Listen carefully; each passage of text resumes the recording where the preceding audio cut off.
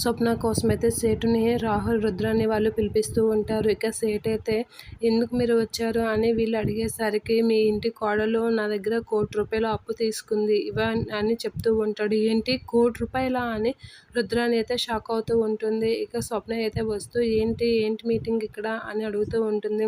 ఇక్కడైతే హరికథ చెప్తున్నాడు, మేము తాపీగా వింటున్నాం స్వప్న అని అంటూ ఉంటుంది. ఎటకారం ఆపేసి ఏంటో చెప్పండి అని అంటే, ఈ పిల్ల నా దగ్గర ₹1,00,00,000 అప్పు తీసుకుంది అంటే, ఏంటి నేను ₹1,00,00,000 అప్పు తీసుకున్నానా? నేను నీ ముఖం చూడటమే ఇదే ఫస్ట్ టైం. నేను నీ దగ్గర ఎందుకు ₹1,00,00,000 అప్పు తీసుకుంటున్నాను? అయినా నాకేంటి అవసరం నీ దగ్గర ₹1,00,00,000 అప్పు తీసుకోవాల్సినంత అవసరం అని అంటూ ఉంటుంది. ఏంటి ఈ పిల్ల ఇలా బుకాయిస్తుంది?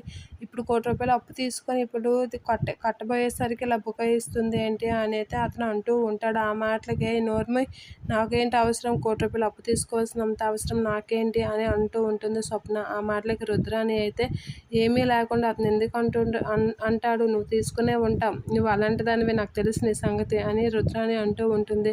ఇక అపర్ణ అయితే మా ఇంటి పిల్లలకు అంత డబ్బు తీసుకునే అవసరం అయితే లేదు, మీరేదో పొరపడినట్లుగా ఉన్నారు చూడండి అని అంటూ ఉంటుంది అపర్ణ. ఆ మాటలకి లేదు, ఈ పెళ్ళి నా దగ్గర తీసుకుంది, నా దగ్గర సాక్ష్యాలు ఉన్నాయి అని అంటూ ఉంటాడు. ఏంటి ఆ సాక్ష్యాలు చూపించు అని అంటూ ఉంటారు. అప్పుడు స్వప్న డాక్యుమెంట్స్ చూపిస్తూ ఉంటాడు. దాని మీద స్వప్న సంతకం పెట్టి ఉంటుంది. అది చూసి సుభాష్ అయితే షాక్ అవుతూ ఉంటాడు.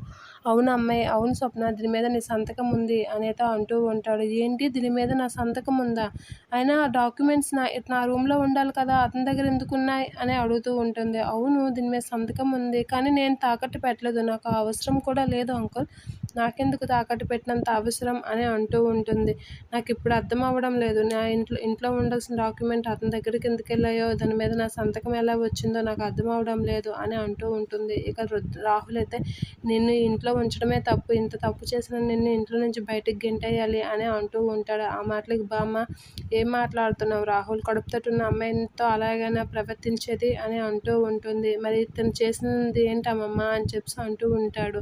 ఇంకా నేరం రుజువు అవ్వలేదు కదా, ఏటనేది ముందు తెలుసుకుని అప్పుడు నువ్వు మాట్లాడు అని అంటూ ఉంటుంది. స్వప్న అయితే గట్టిగా అడుగుతూ ఉంటుంది, నాకు ఈ అప్పుకి ఎటువంటి సంబంధం లేదని గట్టిగా అంటూ ఉంటుంది.